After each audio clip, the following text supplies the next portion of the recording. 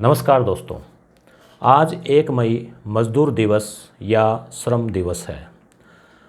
तो अपने चैनल पर जितने भी विद्यार्थी हैं, हम या अपने जो विद्यार्थी हैं वो इस मज़दूर दिवस पर क्या प्रेरणा ले सकते हैं। तो अपने चैनल पर जितने भी विद्यार्थी हैं, हो सकता है अधिकांश के या कुछ के परिवार में पिताजी जो है वो मेहनत मजदूरी करके ही पालन पोषण कर रहे हैं और आप लोगों को पढ़ाया है। तो मज़दूर दिवस पे हम अपनी पढ़ाई को किस तरह से बूस्ट कर सकें, इस विषय पर हम चर्चा करेंगे। मैं खुद एक मेहनत मजदूरी करने वाले जो परिवार है, किसान परिवार, उससे बिलोंग करता हूँ। मेरे पिताजी खुद जो है कृषक है और मज़दूर है। हालांकि वो थोड़े कुशल मज़दूर रहे हैं, इसलिए उन्होंने जो है हम लोगों का पालन पोषण किया अपनी तरफ से। सभी अपनी तरफ से अच्छा ही करने का प्रयास करते हैं, जितने संसाधन जितनी क्षमताएं होती है उस हिसाब से। तो आप लोग भी इस स्थिति से आप देखते होंगे कि आपके पिताजी किस तरह से मेहनत करते हैं और किस प्रकार से मेहनत मजदूरी करके आप लोगों को इस मुकाम पे पहुंचाने का प्रयास किया है कि आप कामयाब हो सको। आप लोगों को उन्होंने अपनी ओर से जितनी भी क्षमताएं थी एक मंच देने का प्रयास किया, एक आपको इस लेवल पे लाने का प्रयास किया। अब हम देखते हैं कि मज़दूर जो है, आप देखते हैं एक श्रमिक, एक मज़दूर 8 घंटे कम से कम काम करता है। कई जगह तो 10 घंटे भी काम होता है वर्किंग। अब चूँकि आप एक विद्यार्थी है, विद्यार्थी चाहे आप किसी भी लेवल का एग्ज़ाम की तैयारी कर रहे हैं, अगर हम एग्ज़ाम की तैयारी कर रहे हैं, मान लीजिए जैसे मैं सर्विस में हूँ और अभी भी मैं कोई कंपटीशन की तैयारी कर रहा हूँ, तो भी मैं एक विद्यार्थी ही माना जाऊंगा उस लेवल पे। और वैसे हमें अपने आप को विद्यार्थी ही मानना चाहिए, हमें जीवन भर सीखने के लिए।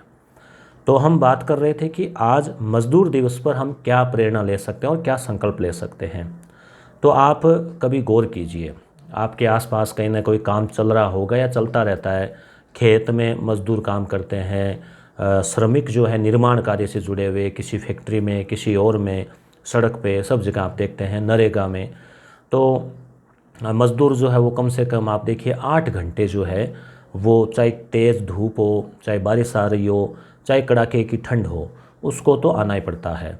और लगभग रोज़ की मजदूरी से ही उनका घर का जो जीवन यापन है वो हो पाता है। मगर उनकी तमन्ना होती है कि उनके संतान पढ़ें और पढ़ लिख के नौकरी लग जाएं, क्योंकि वो अपने आप को कष्ट में देखते हैं तो सोचते हैं कि ये कष्ट हमारी पीढ़ियों को नहीं उठाना पड़े। मुझे याद है, हालांकि मेरी इतनी सारी क्षमता भी नहीं रही कि खेती का काम कर सकूं, मगर कभी भी खेत में जब जाते थे बचपन में, तो पिताजी ये कहते थे कि नहीं, तुमसे पार नहीं पड़ेगा और तुम जो है पढ़ाई पे ध्यान दो।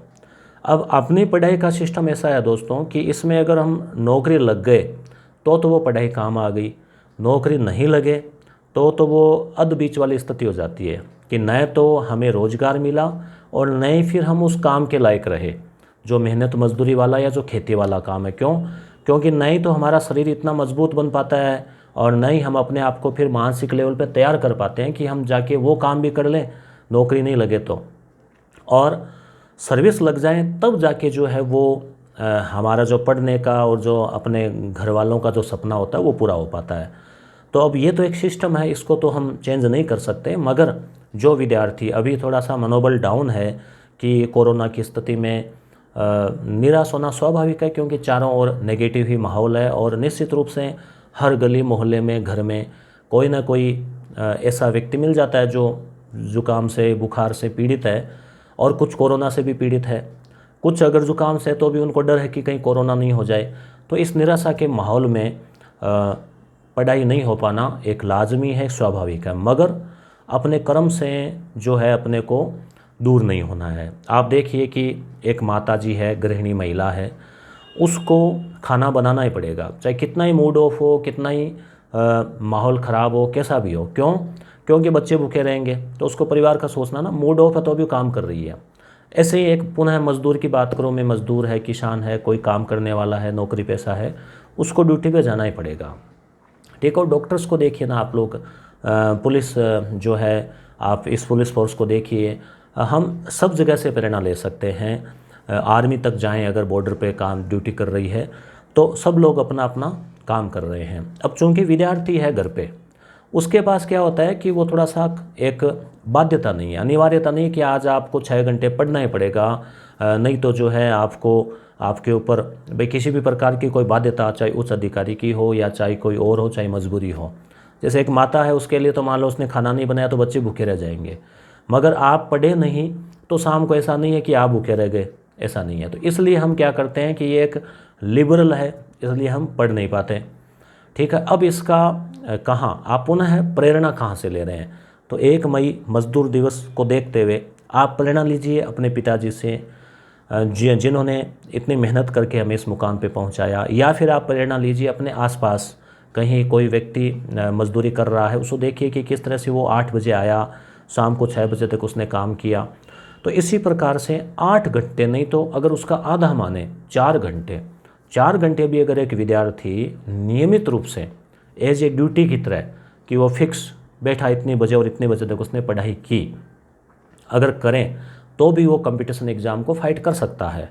पर एक लॉन्ग टाइम की बात बता रहा हूँ मैं कि अगर लंबे समय तक वो इतना रखें, जैसे अभी आपको मान लीजिए कि लग रहा है कि एग्ज़ाम कब होगा क्या होगा, तो भी आप एक मज़दूर से प्रेरणा लेते हुए 4 घंटे 6 घंटे कितना ही एक फिक्स जो है शेड्यूल आप रख सकते हैं और अपनी स्टडी को जारी रख सकते हैं। तो आज का जो मुख्य उद्देश्य था वो यही था कि एक तो जो मज़दूर दिवस है, श्रमिक दिवस है, तो उनका सम्मान प्रकट करना, और हम लोग आप लोग भी एक सामान्य परिवार से, मजदूर परिवार से, किसान परिवार से बिलोंग करने वाले लोग हैं।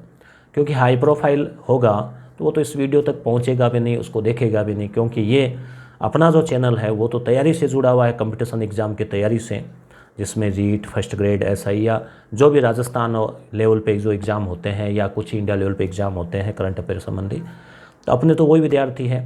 तो आप लोगों को आज एक संकल्प लेना चाहिए कि हम जो है एक मज़दूर से प्रेरणा लेते हुए या अपने ही परिवार के किसी व्यक्ति से प्रेरणा लेते हुए निश्चित रूप से डेली कम से कम इतने घंटे जो हम अवश्य पढ़ेंगे। जैसे एक मज़दूर अगर एक दिन नहीं जाए ड्यूटी पे तो उसकी पगार कट जाती है और उसका घर चलना मुश्किल हो जाता है, ऐसे ही एक गृहिणी या माता, अपने माताजी अगर खाना नहीं बनाए तो हमें भूखा रहना पड़ सकता है। तो वो एक सारी मजबूरियाँ, एक बाध्यता है। क्यों ना हम स्टडी को भी एक अपने आप पे सेल्फ जो है डिसिप्लिन के रूप में लेते हुए अपने आप पर एक आत्म बाध्यता मानते हुए जो है इसको जारी रखें। तो आप लोगों से मैं कमेंट में 2 चीज़ें पूछना चाहूँगा कि आपके परिवार से भी अगर आप लोग जो है किसी भी मेहनत मजदूर परिवार से बिलोंग करने वाले हैं तो कमेंट में यस लिखें, वाई लिखें, ताकि पता चले कि कितने विद्यार्थी जो है वो एक आम जो निम्न मध्यम वर्ग के परिवार से बिलोंग रखते हैं। दूसरी, आज आप लोगों ने जो संकल्प लिया है तो क्या आप वास्तव में इससे प्रभावित होने वाले हैं, वास्तव में संकल्प लेने वाले हैं, इसका भी आप कमेंट में यस लिखें। तो ठीक है दोस्तों, ये इस वीडियो का पर्पस था। धन्यवाद।